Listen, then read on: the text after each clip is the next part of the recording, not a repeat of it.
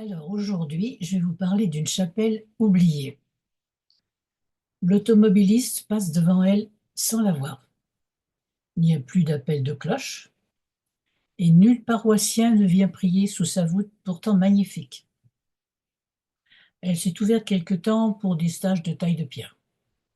Alors, quelle est son histoire? Il s'agit de la chapelle Notre-Dame du Rhône à Viviers, bien entendu. Alors, elle se trouve en fait face à la mairie, mais comme elle se trouve dans un refoncement, eh bien, c'est pour ça que de toute façon, on ne la voit pas que si l'on arrive vraiment dessus.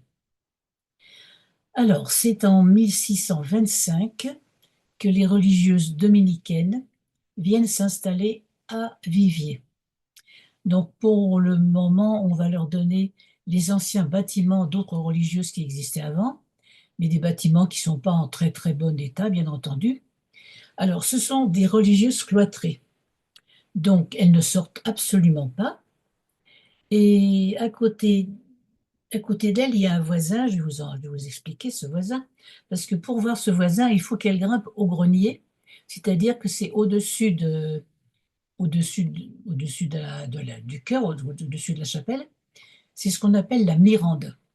La mirande, eh ben, ça vient du verbe mirer, mirer, qui veut dire regarder. Vous avez miré, vous avez miroir, vous avez les mirettes, vous avez des noms comme ça. Eh bien, donc c'était le seul endroit où elle pouvait regarder un petit peu ce qui se passait au dehors. Et donc elle voit ce voisin qui va, qui vient, toujours avec un chapelet dans les mains. Alors les religieuses sont vraiment interloquées de voir cet homme, mon Dieu, cet homme qui a toujours le chapelet à la main, mais il est pieux, mais vraiment, on a de la chance d'être auprès de ce voisinage, vraiment, c'est très très bien.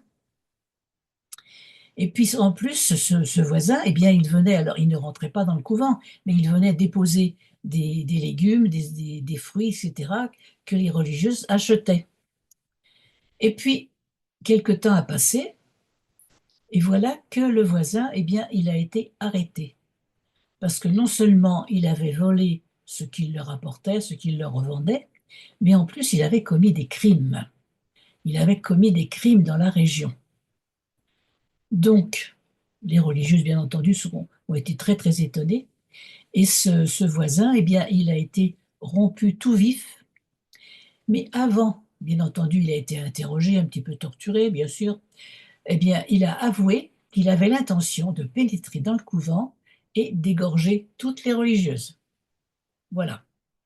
Donc, je continue à vous raconter mon histoire.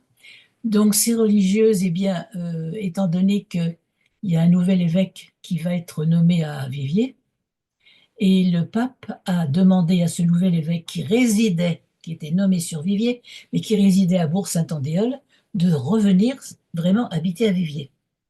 Donc, comme le pape fait construire son nouveau, pardon, comme le, comme l'évêque fait construire son nouveau bâtiment, eh bien, il va proposer aux religieuses de profiter de Jean-Baptiste Franck, qui était un architecte vraiment très très connu dans la région, de refaire exactement leur chapelle.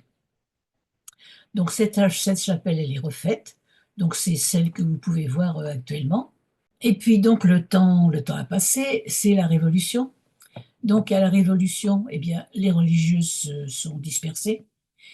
Et puis tous les bâtiments, parce qu'elles avaient plusieurs bâtiments, bien entendu, tous les bâtiments sont vendus.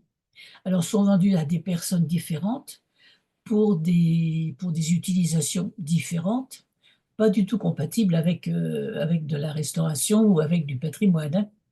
Donc ça a été pendant un moment une réserve de foin, ça a été une fabrication de carreaux mosaïques, et puis ça a été aussi, après, plus tard, une entreprise de gravats qui va mettre tous ces gravats dans le cœur des religieuses. Et puis voilà, la chapelle est fermée, on n'en parle plus, etc. Alors il y a les petits gamins de l'école qui est à côté, qui de temps en temps vont regarder par le trou de la serrure pour essayer de voir quelque chose, mais ils ne voyaient rien du tout. Alors le temps a passé et voilà qu'en 2016, eh bien, Roland de Talouette, qui avait déjà remis en état une ancienne maison de chanoine, eh bien, Roland de Talouette, avec plusieurs amis, a le projet de ramener à la vie cette ancienne chapelle. Alors, en fait, la chapelle, à ce moment-là, ce qui se passe, c'est qu'il y avait un propriétaire qui était l'association diocésaine pour la chapelle. Et puis pour le couvent, eh bien, le couvent, il y avait un propriétaire qui désire la vendre. Donc le couvent, pardon, est vendu. Il est acheté par la mairie. Et ce qui se passe après, c'est que nous, on a pu obtenir deux délégations de maîtrise d'ouvrage des deux propriétaires différents. Et donc, c'est nous qui nous occupons de faire de faire les démarches, de faire les projets, de faire tout ce qu'il faut faire. Alors, il a fallu débarrasser je ne sais pas combien de mètres cubes de gravats. Il a fallu mettre au rebut toutes sortes de choses qui étaient bonnes pour la déchetterie.